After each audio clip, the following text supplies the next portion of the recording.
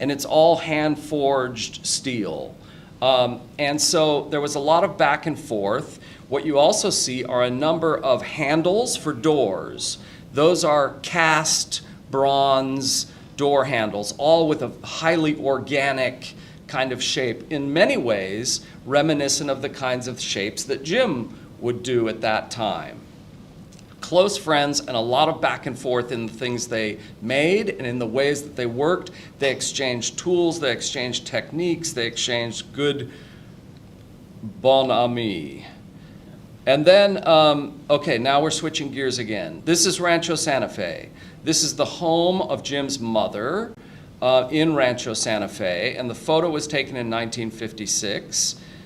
In Keith's talk, which comes next month, Keith York will be speaking to you if you come. I have a feeling he may take up some images with this very same sculpture. But I want to mention it now because of its sighting. You see the little dog on the stump there? But this is where Jim really lived at that time. This is prior to anything out in Santa Isabel and Julian. Jim lived here. He built a studio here. He had a casting operation here, and he did a terrific amount of work here, even though he was still bouncing around the country and off to be in the military and the army and off to travel for 7 months in Europe. He did an incredible amount of work here. And Jim's mother was the proprietor of a clothing boutique called Flair in Del Mar, and also became the owner of a place called, actually it started with a different name. I think it was called El Ranchito, but she named it the Wishing Well Hotel in Rancho Santa Fe. This is an ad drawn by her son Jim for both those businesses from 1957. Here's another ad, again mentioning both her businesses with obviously Jim's light touch in those wonderful figures illustrating the ad. And so what you'll see is that at the time, Jim, in the papers, I'm going to show you lots of printed matter, things that you might not expect, things that aren't flashy, sexy art photos or houses that look really cool. I approach this from a kind of a unusual archival sort of approach. And I also want to thank Laurel Costa a lot for help with, because the archives out there is terrific. She's terrific. Marianne's terrific. These are some photos and images that Laurel scanned for me. There's an original envelope for the El Ranchito Hotel before it was renamed, and then a postcard showing the exterior and the pool, and then a black and white part of an ad. And this ad mentions amusing murals by the owner's son, a county artist of acknowledged talent, as a parenthetical statement. So these are some images from a San Diego and Point magazine in about 1959. And again, the emphasis is on Jim and his residence in Rancho Santa Fe. Jim, one of the things that fascinates me about exhibition catalogs and lists of artists and things like this is it's a community. And what you see are the names side by side. You see the people that are together in an exhibition or listed here. And this is a whole bunch of craftsmen, some of them really significant to San Diego at that time. John Dirks, Jack Boyd, Martha Longnecker, founder of Mingay International Museum, Margaret Price, Barney Reed. There's James Hubbell, and Jim Sundell and the Woolies, of course, and all that kind of thing. And then here's another snippet of just an editorial piece talking about an enamel there by Ella Marie Woolley and showing an polyester resin window by Jim Hubbell. And it's shown in black and white, but I'm going to show you something that helps you understand it better. What I want you to see is that there's all kinds of bits of glass, maybe even marble, a kind of a mosaic, but it's all set into a polyester resin sheet. So it's not stained glass, which is what lots of us are going to associate with Jim and his work. He was doing some stained glass, but he really was captured by this new kind of material, which wasn't available for people to work with until this point in time. There were other artists at the same time trying to figure out, how do we work with polyester resin and chemical adhesion techniques.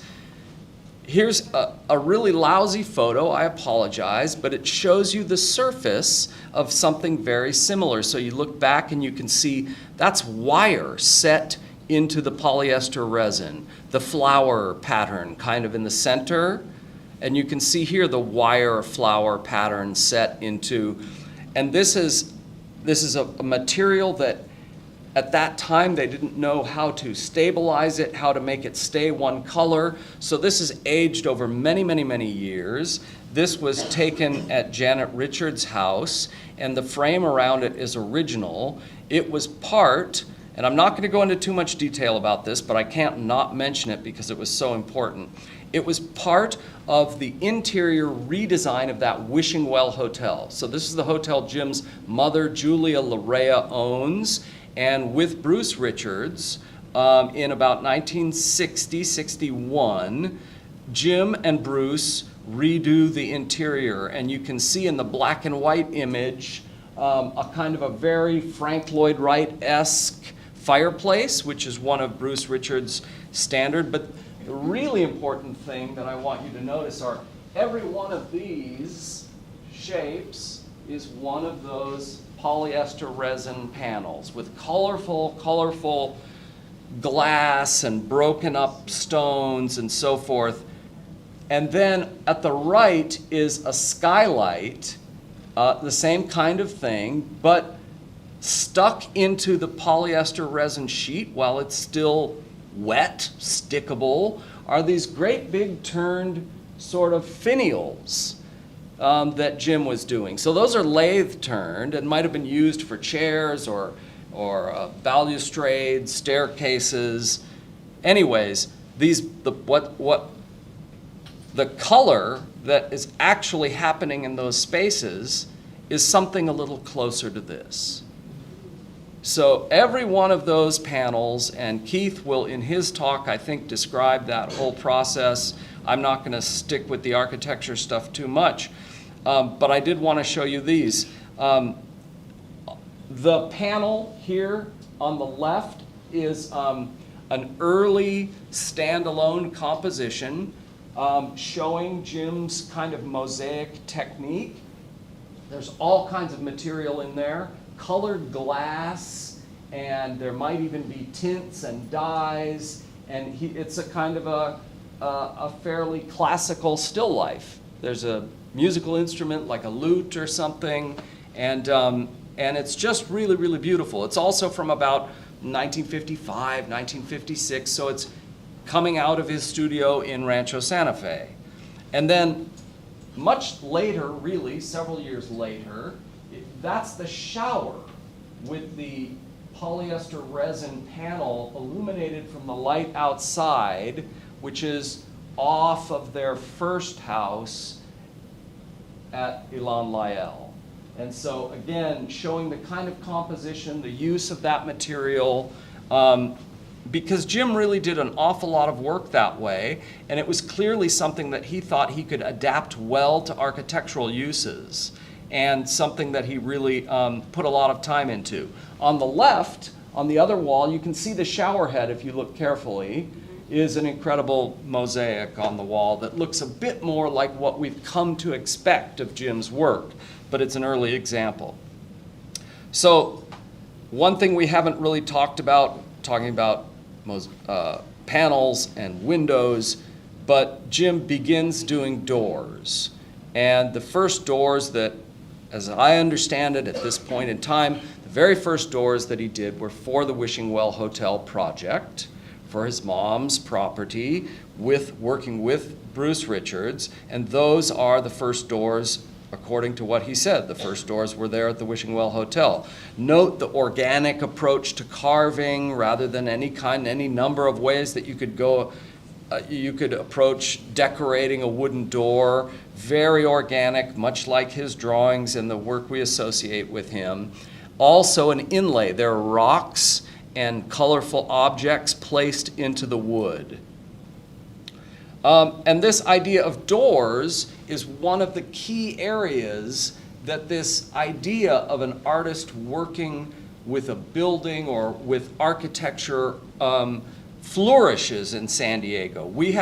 I would like to see a show just of doors that were done throughout this time period, because it would blow your mind. I mean, there are those enamel doors, the bright orange ones that we looked at earlier.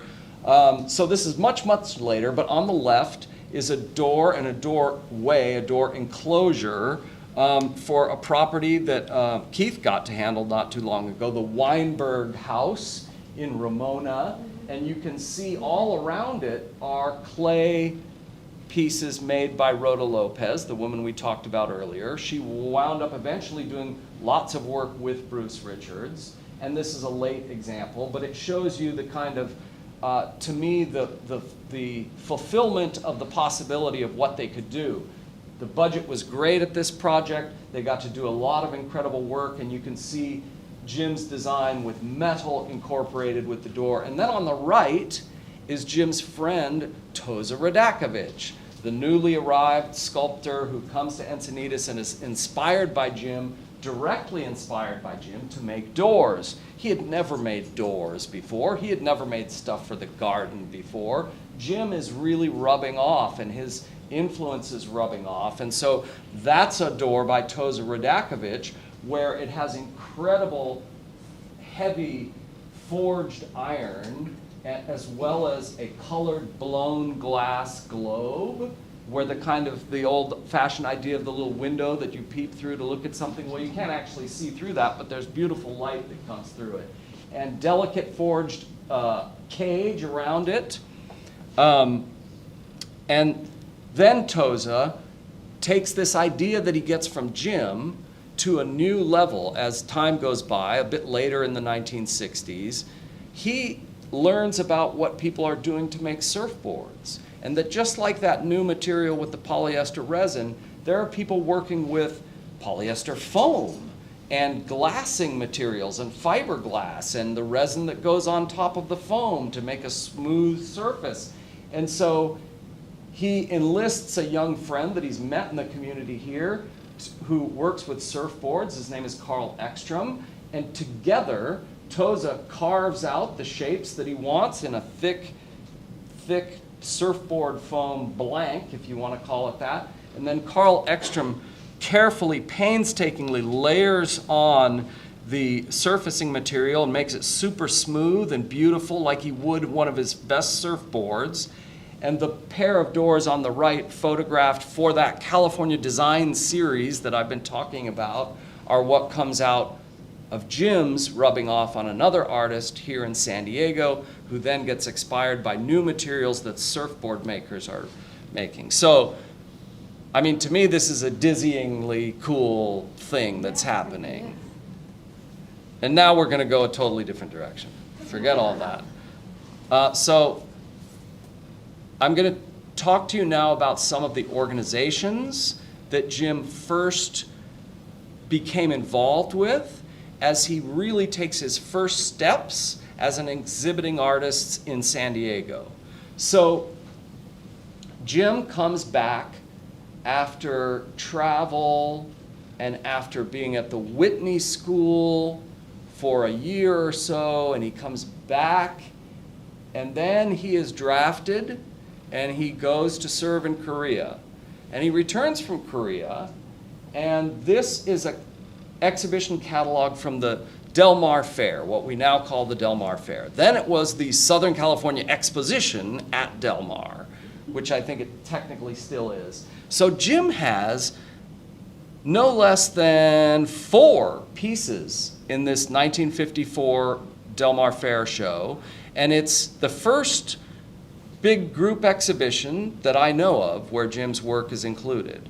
And so he has a piece, several pieces refer to Korea. They were pieces, studies and sketches and watercolors that he did in Korea, the Honey Wagon, a Korean village, and so forth. And then at that time, you know, this is 1954, right? And San Diego, forgive me, conservative as hell. I mean, really conservative. This is the 50s. This is McCarthy time. And so the ideas of modern art and conservative art were segmented. What's the word? I can't think of the right word. Anyway, so there's a modern show. So Jim has one piece in the modern show that instead of being a specific reference to a subject in a study of something, it's just soft color and lines. And I really hope we could maybe find that or a reference to that someday.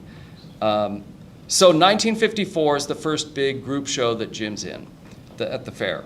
Now, that exhibition every year at the fair gets better and better, gets cooler and cooler, gets more and more advanced.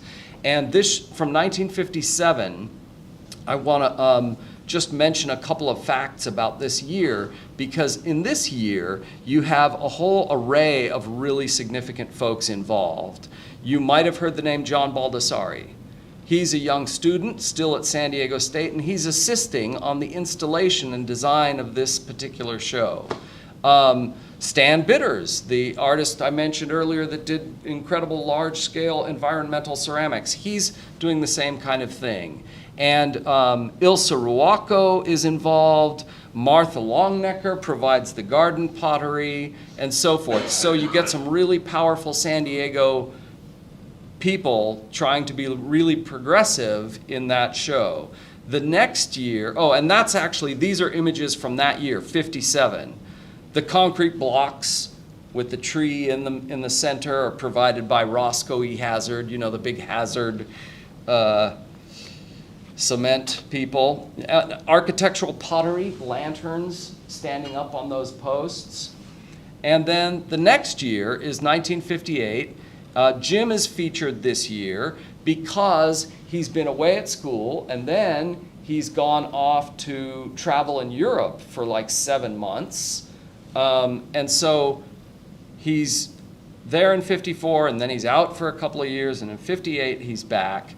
And this year you have another stellar group of people putting on this show. And Jim is in a couple of different parts. So there's a big show of Southwestern craftspeople, and Jim is featured in that. And the kind of work that he does is called architectural accessories. And then he's also featured in the more conventional painting and drawing section. So that's the fair, and the fair was really important at that time. And then another organization was the San Diego Art Guild. There's been a lot of research and rumors of a book that's going to come out about the much lauded San Diego Art Guild. But to get into the guild, you have to participate, and this is another thing that I'm really like and will be exceedingly dull for most of you, but there's a list of the different shows that you could participate in order to qualify to get into the San Diego Art Guild. The San Diego Art Guild is associated with the museum in Balboa Park, the Museum of Art, right? It is the premier exhibition place in San Diego, and its artist guild grows out of its roots where there are people that wanted to contribute money, and they form a society called the Friends of Art, and that's how we got that building in Balboa Park. But there's also a group of working artists that want to be involved.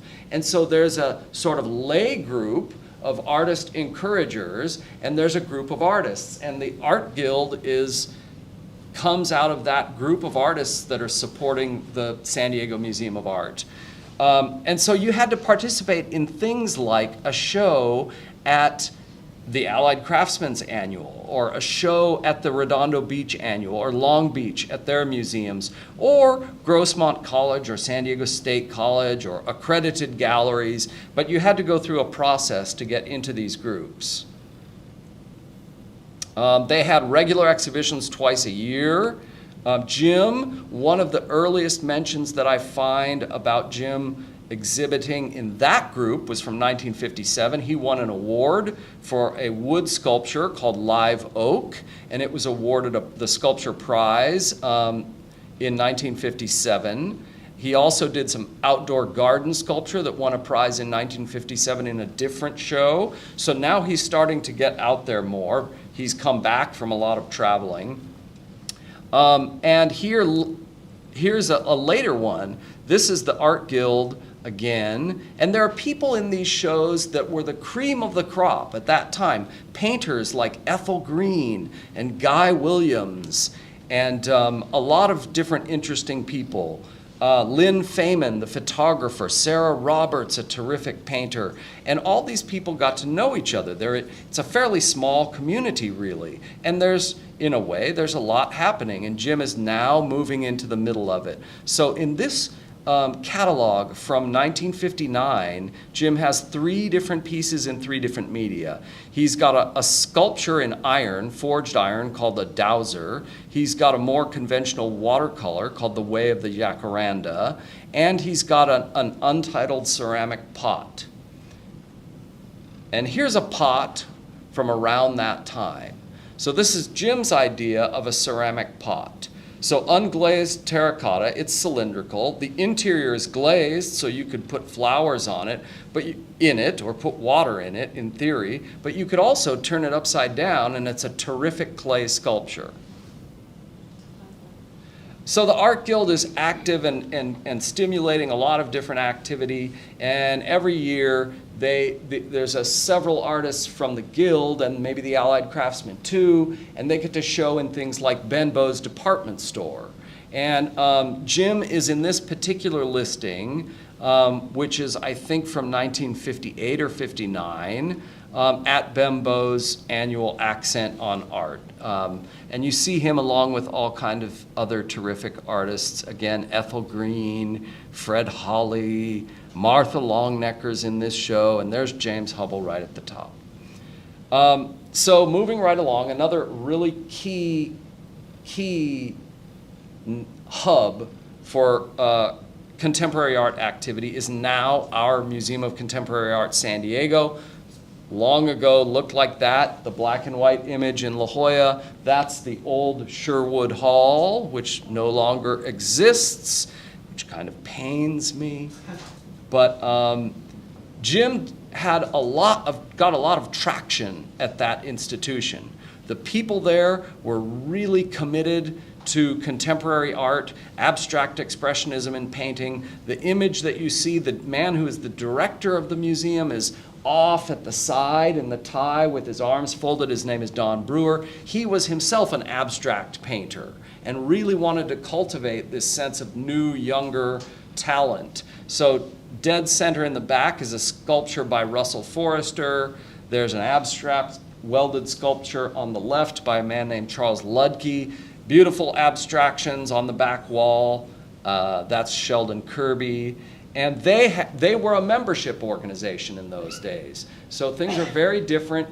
The institution is not called a museum at all. It's called the Art Center in La Jolla in those days. And you could belong, just like you could belong to the Artists Guild. And you could show there if you could demonstrate that you were good enough. And Jim was in a lot of shows there. This is the catalog from 1958 from their all-media membership show. And Jim has an interesting piece here. Oh yes, a piece called Tides, made of carved wood. And one of the things that I learned from spending some time with Jim and finding some unusual pieces of his work is that some of the things that he did in carved wood around this time, or a couple of years later, were made with native avocado wood. And so this piece is a carved wood sculpture that's just a couple of years later from 1961, and it came to me from a collector who lived there in La Jolla and got it at that time. It's dated 1961. It has all kinds of neat stuff going on. It's a piece of avocado that's left largely in its natural state, but chip carved and shaped, and pieces of nails stuck into it, and copper wrapped around the back of it, and these trailing designs, and then it's painted with bright, almost Australian Aboriginal looking patterns. And it's something So this is the reason I chose it, because that last piece in the catalog was called Tides, and you see the blue water painted on top of the block. So you can't see it in this image, but that block, the blue lines of the water are painted on top of the block. So the piece is coming up out of the water. And colorfully, cowrie shell, a lot of interesting stuff going on in that piece. It's from 1961. So also in La Jolla, there are all kinds of other things happening. Some galleries short-lived. These images come from a place called the William James Gallery that was right on La Jolla Boulevard. And there's a pot shown by one of the people that taught at the Art Center named Malcolm McLean, and that image with the vase. And then the other photo are early welded steel sculptures by James Hubbell being shown at the William James Gallery. I want you to keep your eye out, keep the one with the figure sitting on a rock, sort of keep that in mind. Also in La Jolla, there were exhibitions by Jim's brother, Bert Hubbell. So this was Jim's younger brother. He didn't spend much of his time, even at this point, in San Diego. He was living in Japan, where he still lives. But there were a couple of different times where his ceramic sculptures were exhibited. The text you see is from an exhibition up in Los Angeles. And the image on the right is one of Bert Hubbell's hand-molded clay sculptures. But there was also a show dedicated to Bert Hubbell's ceramics at a little bookstore, which was next to the Art Museum in La Jolla, that a lot of you longtime San Diegans might remember as John Cole's bookshop. Well, before it was John Cole's, it was the Nexus Gallery, which was a super great bookstore that put on super cool art shows, and they showed Bert Hubbell's ceramic sculpture there at the Nexus. It's actually the guy who ran the Nexus that had that beautiful avocado wood piece. So now the next kind of institutional linchpin of these membership organizations, the Allied Craftsmen. So the San Diego Allied Craftsmen grow out of the immediate years after World War II.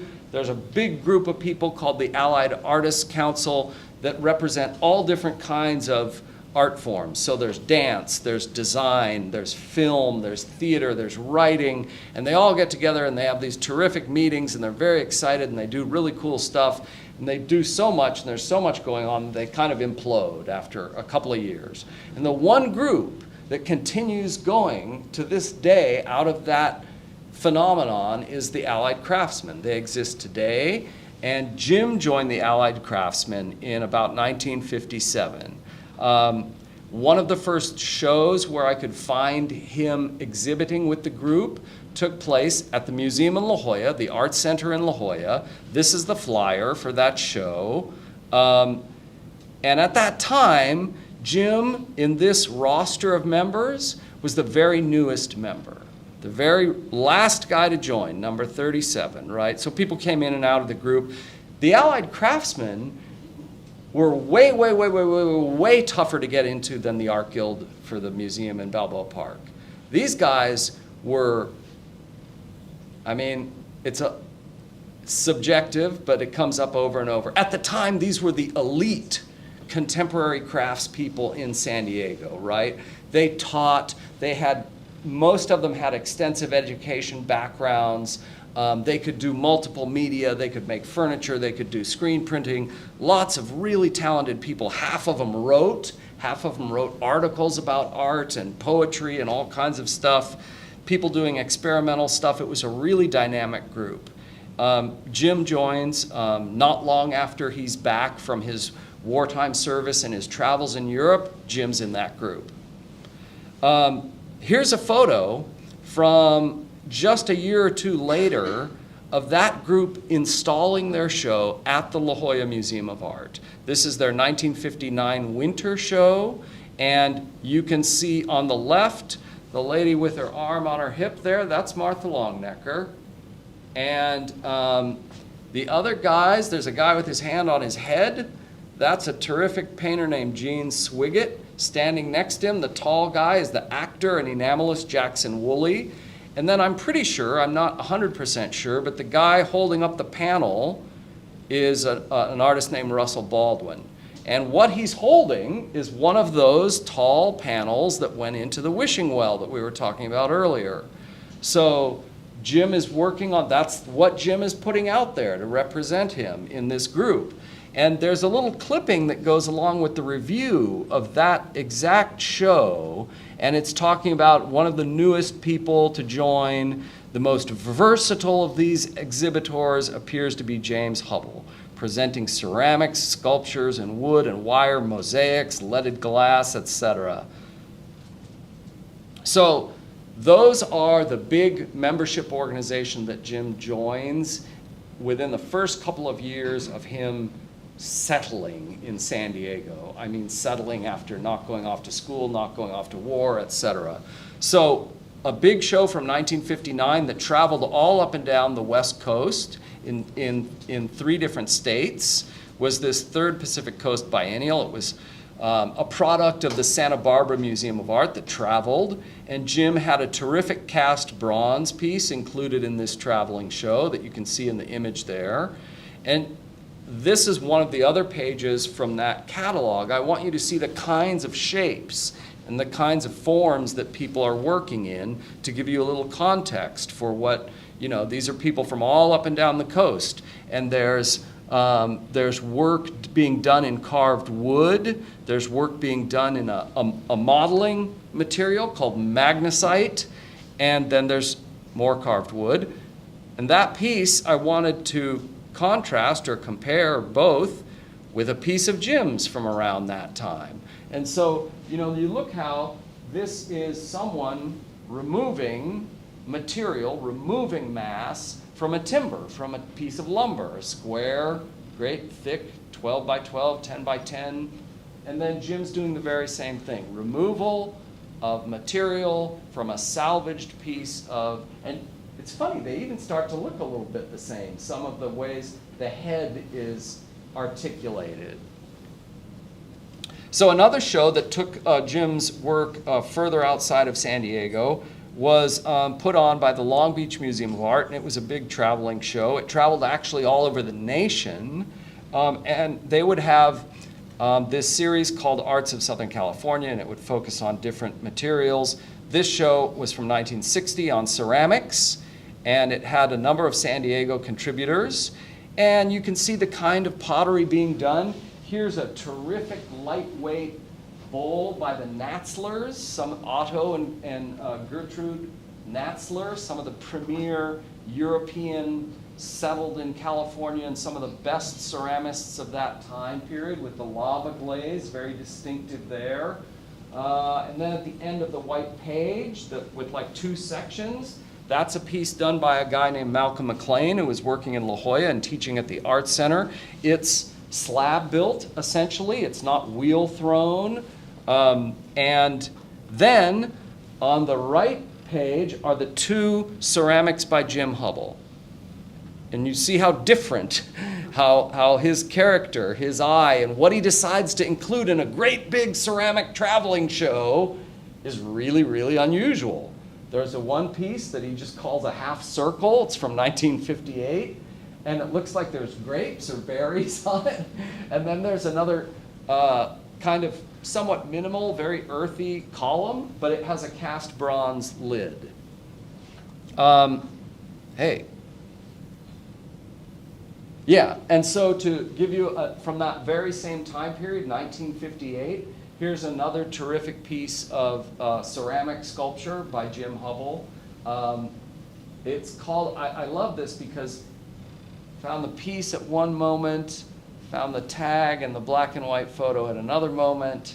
So I never knew it had a proper title. I never knew exactly when the year was. And then later working with Laurel, we piece all these things together and it's really fun.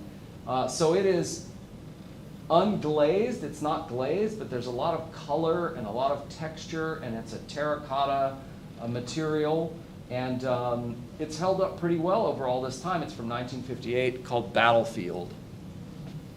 So here's a couple of flyers from some other group shows taking place in different parts of San Diego. On the left is a show from the Jewish Community Center out on 54th Street. They had a really robust art program, and everybody participated. And this is from '62. James Hubbell, name misspelled, but he's exhibiting again. These names start to become familiar. So there's Ella Marie and Jackson Woolley again. There's a terrific painter, surrealist painter named Phil Kirkland.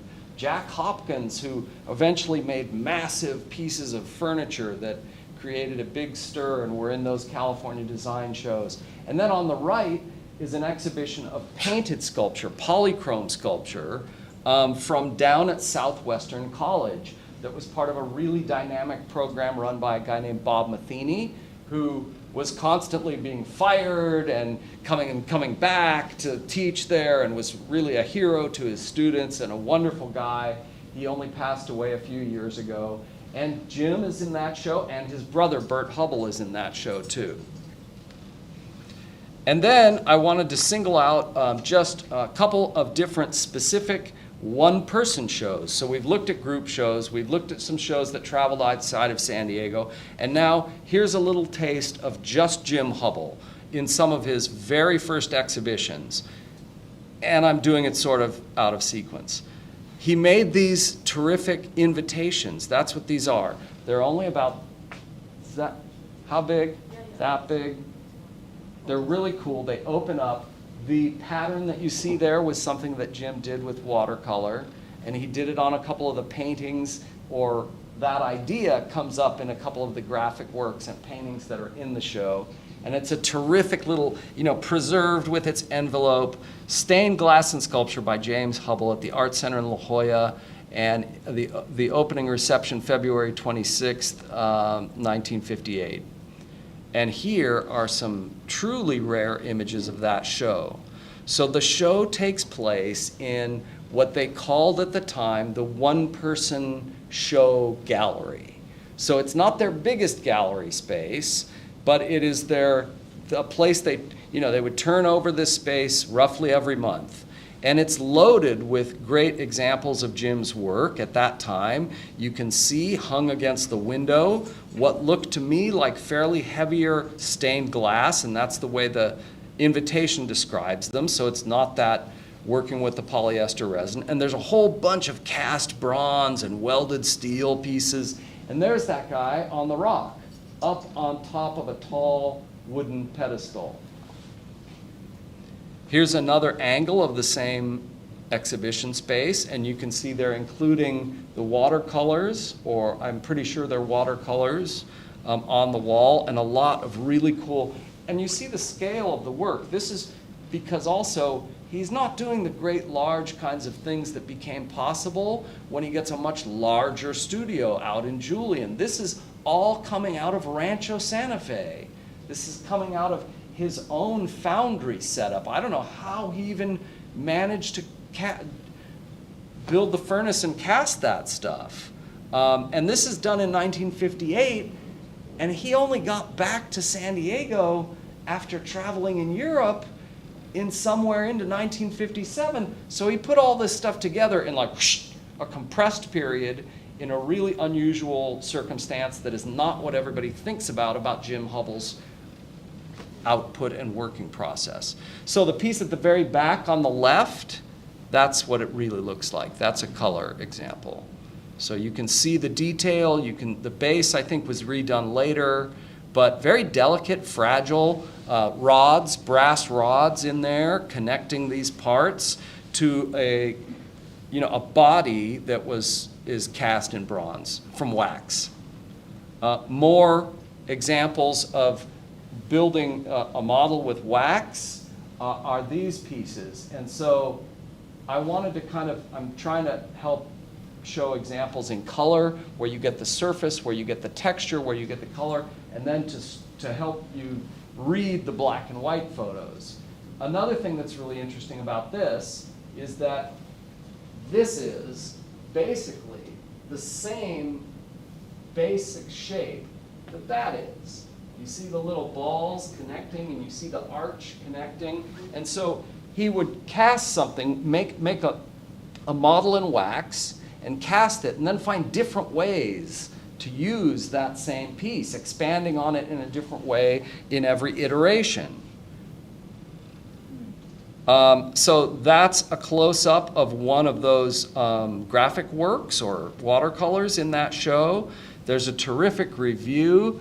It's a little hard for me to read it on this little screen with my bad eyesight, but it's really fascinating to me to read, a whole review of this writer. The writer's name was Armin Keatsman. He was the main writer for the San Diego Union at that time. It's not the Union Tribune. It's just the Union. There were two distinct newspapers. And this guy wrote constantly reviewing all the important shows. And he said some really interesting things here, including the fact that that guy who we saw standing off to the side of the art display, who's the director of the Art Center in La Jolla, his name was that apparently he said Hubbell's show was the best in the sequence of one-man shows at the Art Center.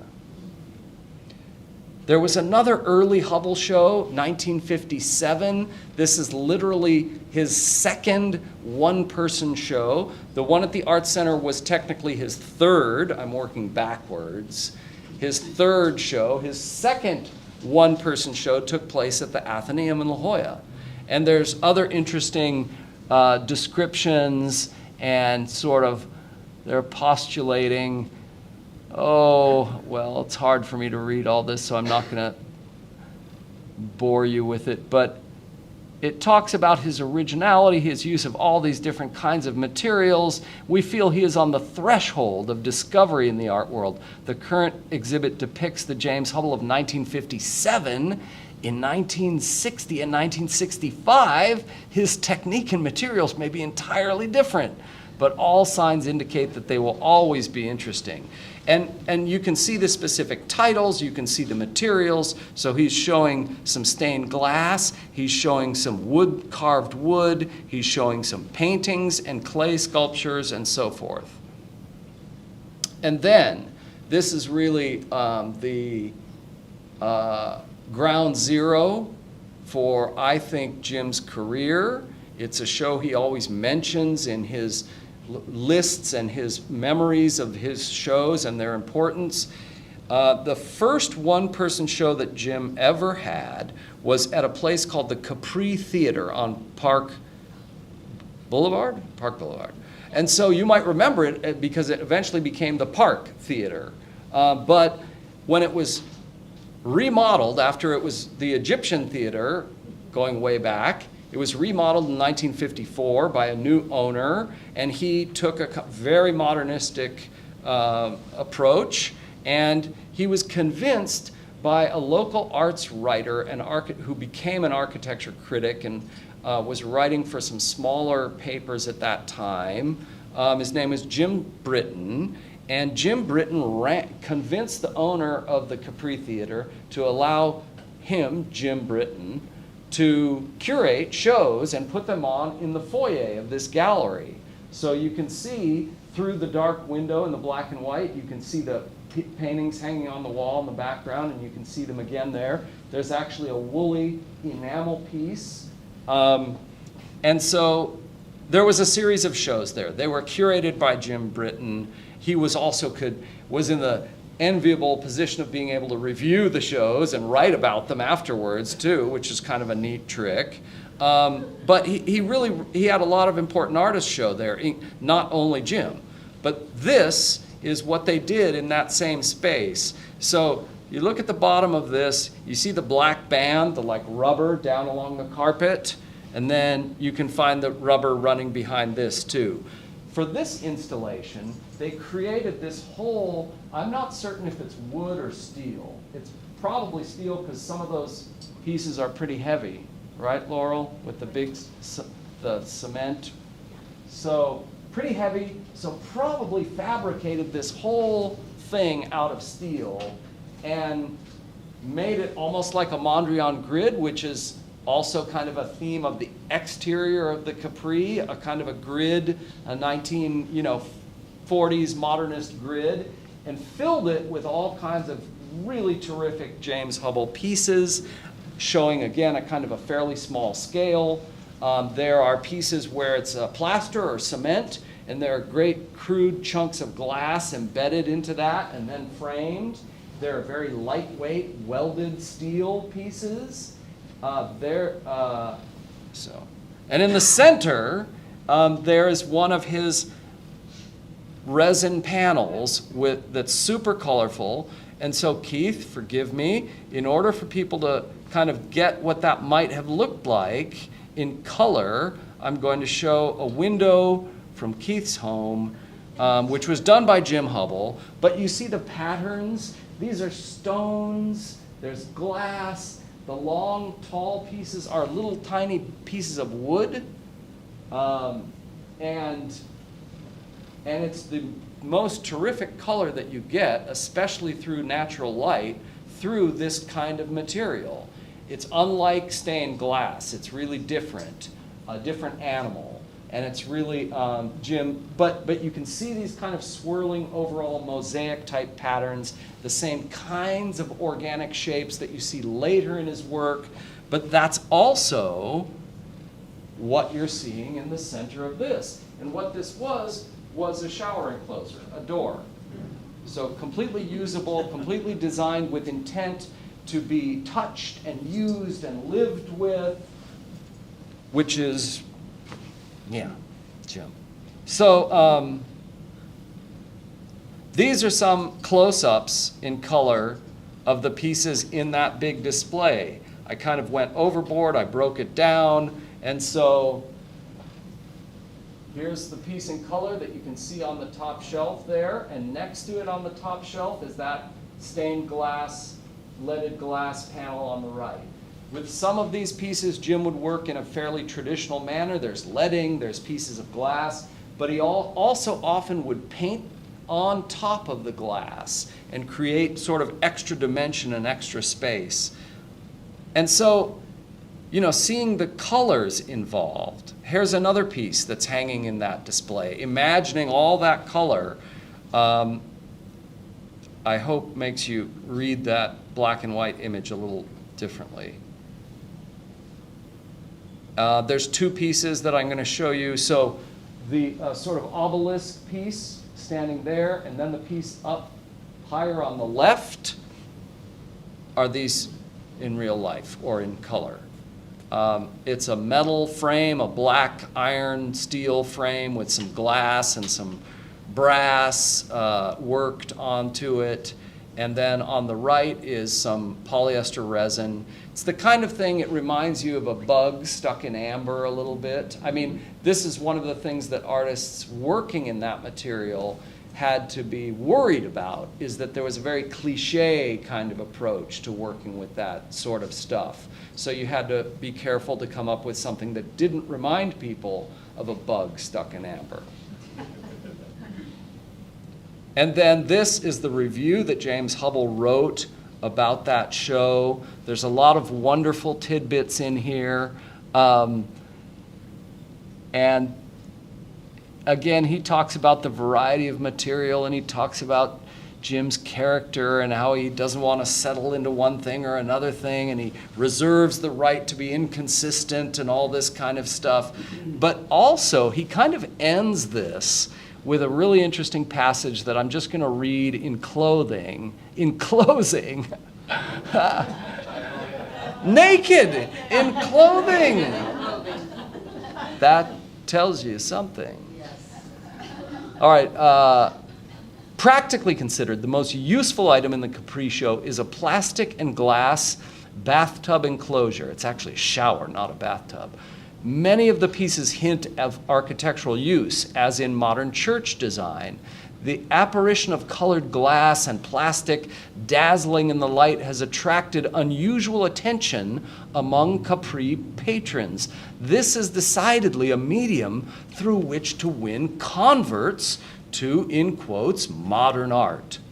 However, while we were putting up the show, one elderly citizeness tottered in, tittered at our efforts, and without looking at the display, delivered herself of a short critique of modern art, ending with the daring phrase, "It stinks." The recoil force of her explosive delivery almost knocked her to the floor, but she regained enough equilibrium to teeter back outdoors into the unstudied but familiar and therefore comforting ugliness which is the average city street.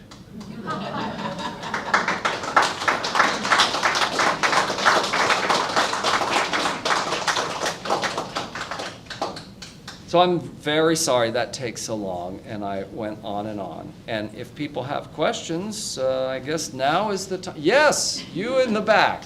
Hi, can you tell us, is the Wishing Well Hotel and or Jim's mother's home, are they still around? Do they still exist? Well, so Keith wants to answer, and he knows. And well, you just gave me a big sign there. What am I supposed to say? Go ahead, Keith. So I went to a woman's home in, I'm trying to figure the neighborhood, Ilan-Lael. And she swears that when she bought the house many years ago, a real estate agent said, this was a hotel nearby, and it is now here at the front door. I said, that sounds like a weird story, only knowing of this wishing well. So as I toured the house in my work to understand Bruce Richard's architecture, it basically came to me that the lobby structure of the Wishing Well Hotel, not the restaurant, which is those wonderful pictures, but the lobby was dismantled and moved 4 miles from the original site. But the answer... There's no validation. It's a complete attribution by this owner. But it's all painted, and it looks nothing like those pictures, but it is a structure, and she said it was the hotel. The simplest answer is the hotel was torn apart. And then the other answer about Julia Larrea's home in Rancho Santa Fe is I have no idea. I know where it is, and there is a different house on its site, but I don't know the story. It's demolition or relocation. I'll be quiet. Marianne? Yes. No, Keith, they're fine. So the story of James that you're telling us is his deep involvement with the exhibition community in the early part of his career in San Diego. Does that, I mean, my understanding is that eventually goes away as he moves on to other things. Do you agree with that? And when would you say that happened? Well, so you, for whatever reason, you make me think of a lot of different things. So one of the things that's become so interesting to me about this little time period is that he was an artist working on his own, producing all his own stuff with his own hands, and beginning to exhibit and join in community. And so then, I don't remember the exact year, but operations gradually move. In 1958, he and Anne buy the property in Julian, and they begin building their first house, which is really, that very first buildings are really different from what they did later, right? It's closer to a Bruce Richards sort of wood modern structure with adobe and all that kind of thing. And so everything is taking time, and as I understand it, they don't really inhabit the site until something like 61 or 62. And so, to me, the changes occur once he established, and then I don't know how long it takes to build the big studio out there. 1968. So, through all that time, I'd say, of the 60s, of the 50s and the beginning of the 60s, Jim is exhibiting a fair bit. But, then at some point the first assistant comes. Right. So he becomes a teacher, a mentor, and other people are doing his work because he can't do it all. So there's a year there too. There's a year there too, where the first I forget if they called it assistant or like a a fellow or something, but I read, in one of the books I read about a specific year where the very first guy came to work with Jim out in Julian, right? Right. So that's a big change. And now, and I think at that point also, okay, now, you know, the Wishing Well Hotel, and Keith is going to talk all about this, but that hotel was in many ways a manifestation of a thesis of these two guys of what could be done, right? The integration of art and architecture in a big way. I mean, all those panels and all those doors and, you know, metal sculptures on the wall. So that was, they were really putting out this idea of what they could give people. And that idea begins to ramp up as more projects come in to Bruce Richards and other architects. Interestingly, by 1962, Jim is doing some pretty major commissions for entirely different architects. And this is only 62. This is 1 year after Wishing Well. So he does a great big metal sculpture that goes up on the facade of a building which was at the time, now it's Point Loma Nazarene. Right now it was Cal Western, and there's a great big building that had a sort of a blank expanse, and in 1962, Jim gets commissioned to do a huge metal mural attached to the front of that building. The same year also, he does a great big hanging chandelier for the biggest movie theater in San Diego, which was the brand new Cinema 21 in Mission Valley, which had a great round lobby, and the building existed for a while. It was one of those big round buildings. And there's a huge hanging chandelier of all kinds of, so I think what happens is there's a lot more architectural work coming along fast, and he gets someone to come and help him. And by 1968, he's got a whole big studio, and more people come to help him. And so I'm pretty sure that he begins to focus more and more on the architectural commissions. He has a family too. He's married with children Yeah. at this time now, so there's a family to care for. Yeah. Right. Yeah. I mean, but that's also what makes this period of 56 or so to 62 such a fascinating period to try and excavate, because it's a whole different picture of Jim Hubbell than what most of us are carrying around in our minds. I mean, you know, interestingly too, and there's lots of more little factoids that bear investigation, but we've had a conversation, Laurel and Keith and myself, about, you know, as it seems to me at the moment, Jim is introduced to Bruce Richards through a friend of his mother's who's having a house built in Del Mar by Bruce Richards. Of course, his mom runs this shop in Del Mar and knows people around Del Mar, and she's right in the middle of the community. So the friend of his mom, Jim's mom, asks Jim to make a smallish stained glass window for her house. It's not for Bruce Richards, it's for the friend of his mom. But Jim provides a small window to this woman, and in that interaction meets Bruce for the very first time. And that may have been, as I don't know what the year was of that first meeting, but that's the way it reads to me, is that that's the first time they ever see each other, meet each other, is because of a friend of the mom's and the small window. Then they meet, but then Jim goes off.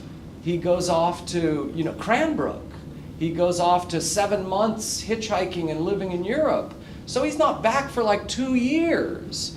And then one of the first things, so anyways, you know, it's hard, it's still, there's more excavation work that needs to be done, but I get the feeling that Jim's actually working with Bruce Richards doesn't even start to happen until 1958, which is one date that's provided in the Oceanside chronology. But that Jim must have told someone, I started working with Bruce in 1958. I don't know that that's true. No? No, I'm reaffirming what you're saying. Oh. You're on point. So You're on point. So the thing is they know each other. They know each other, but they're not working together for a while.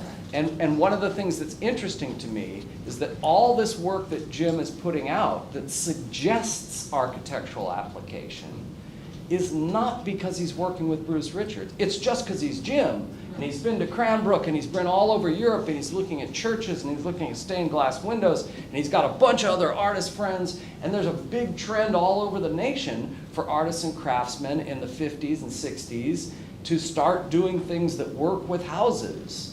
And so this is, again, one of the important kind of affirmations for me of doing this research, is that Jim is the first sort of modern artist that I know of to start doing that kind of work. I mean, there are muralists that did paintings, you know, in the 30s, and there are other people, but to work with sculpturally, to work with organic form, and to work with the kinds of stuff he picks up at Cranbrook, you know, Academy of Art, where, you know, for anyone that doesn't know, there's a litany of incredible designers and heavyweight 20th century design and craft and manufacturing influencers that eventually went through that program at Cranbrook where Jim went.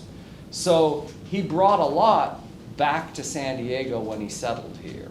And he had already picked up on an awful lot. You know, there's other stuff that I could have included in these. I was so worried that it was going to go on and on.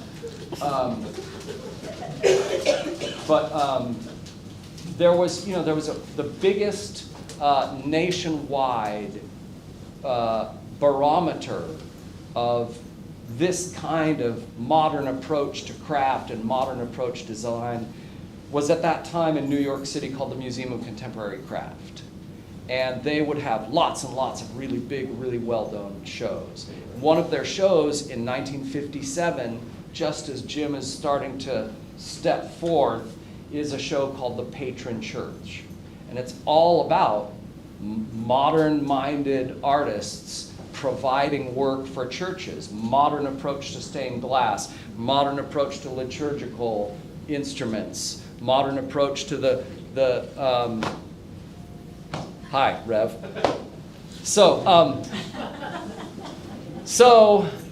Yeah, that's, sorry. Apologies. Yes? Question back here.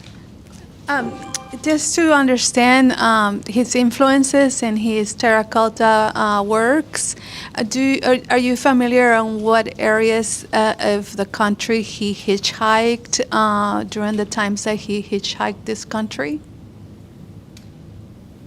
I didn't exactly get the whole idea. I'm going to come right over to you so I make sure I hear it. What? Ask again. What? Yeah, I'm trying to understand his influences and Oh. his terracotta art that Yes. he did, and that you mentioned that his influences were from his hitchhiking or his working and his travels to hitchhike to in Europe. Are you familiar in what areas he hitchhiked in the United States or Europe or not? So Yeah, much? I mean, it's, so the question is, you know, where do some of his influences come from? In particular, maybe with the clay or the terracotta work. And the answer is, oh my God, you gotta read this little book because he was all over.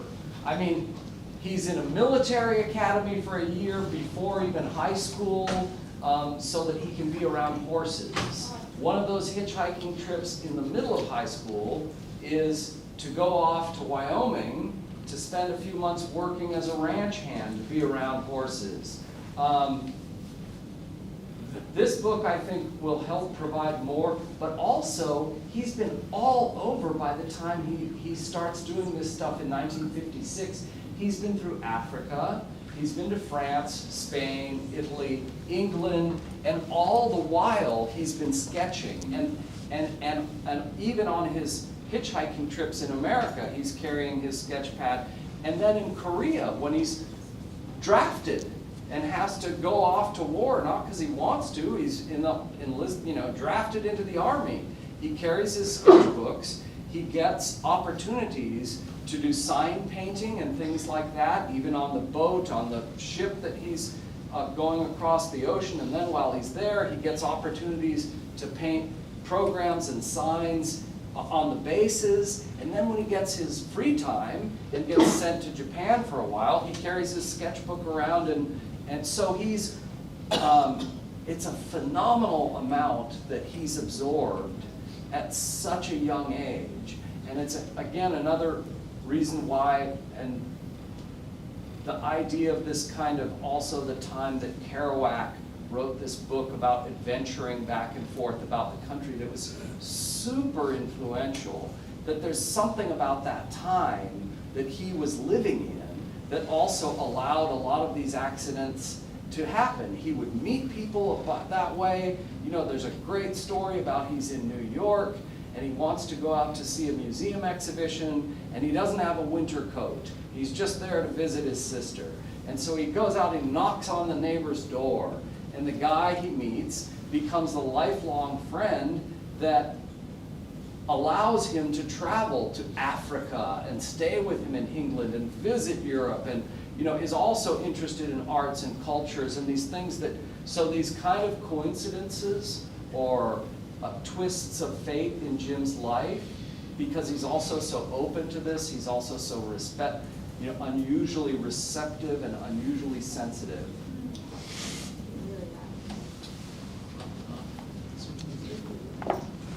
Oh, come on, is that it? Not one more question?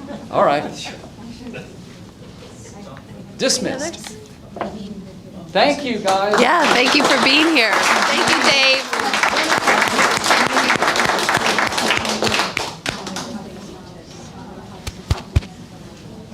I have lots of questions, Dave. Yeah. It's not boring. Me too.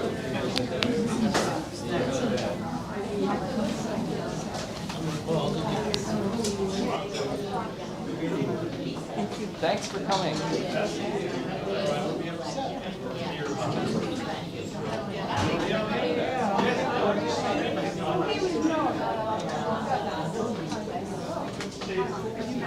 And to see him and know him now. Yes. Amazing. Yes, exactly.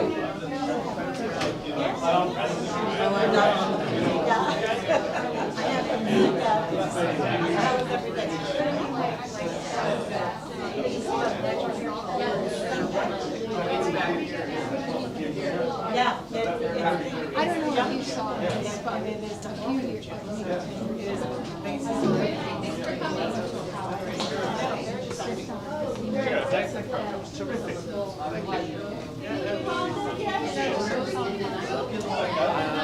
Is that the small one in La Jolla that's like a really, and it's like a small, like a